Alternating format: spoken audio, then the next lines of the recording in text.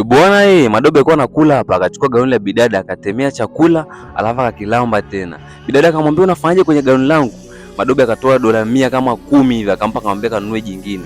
Bidada akaangalia zile hela, akamwambia mbona dharau sana wewe? Shika hela zako, mimi sina shida na hela zako, ampiga na kofi.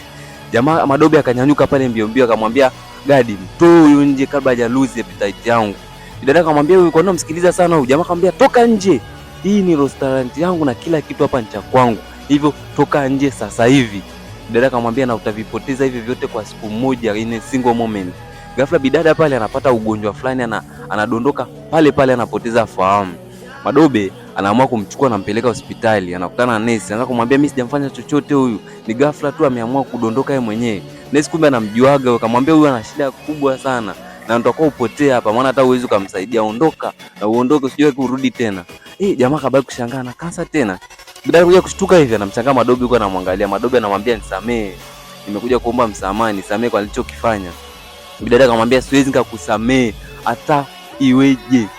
Jamaa anasema najua lakini nisamee. Bidada akamwambia hapana, hata kwa dola milioni 100 siwezi kukusamee kwa ulichokifanya. Umeamua kunifanya mimi niko hivi. Lakini Madobe amekazania tu kuomba msamaha. Ghafla anamtoa binti. Bana binti anashangaa nini? Na ni hospitali hapo. Jamaa akamwambia kwa sababu huwezi kwenda kwenye restaurant, basi nimekuletea restaurant hapa hospitali. Akasema sawa, hii inafanya kazi kwangu lakini na vitu viwili. Nataka vitu viwili. Jamaa akamwambia nakusikiliza. Kitu cha kwanza nataka nguo. Akamwambia geuka nyuma. Bidada geuka nyuma hivi. Hilo gauni ni hatari. Sema akamwambia nakusikiliza, ombi lako la pili. Bidada akasema nataka kijana handsome nikae naye mahali nile chakula. Jamaa akamwambia chalia huyu hapa. Unanifaa mbona? Wewe mwenyewe unafaa kwenye sehemu. Jamaa akasema hakika. Kwa bana bidada akaingia pale, akavaa ile nguo.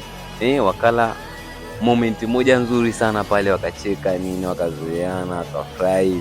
Baadaye bidada yuko anamwambia sasa lakini mimi na siku 3 tu za kuishi, itakuwa kwa. Jamaa akamwambia hizi siku 3 mimi nitaenjoy, nitazikumbuka hizi siku 3. Tulikuwa ni siku 3 za muhimu sana kwenye maisha yangu. Baadaye jamaa anamfuata nesi mbio mbio, anamwambia nesi kuna kitu kinawezekana. Nesi anamwambia sawa, kinaweza kumsaidia huyu bidada lakini mpaka Paris, na tukienda Paris unajua kwamba kila kitu chako kitapotea. Kama uko tayari sawa. Madobe akasema mimi niko tayari kwa kila kitu, niko tayari kumsaidia huyu bidada kwa namna yoyote.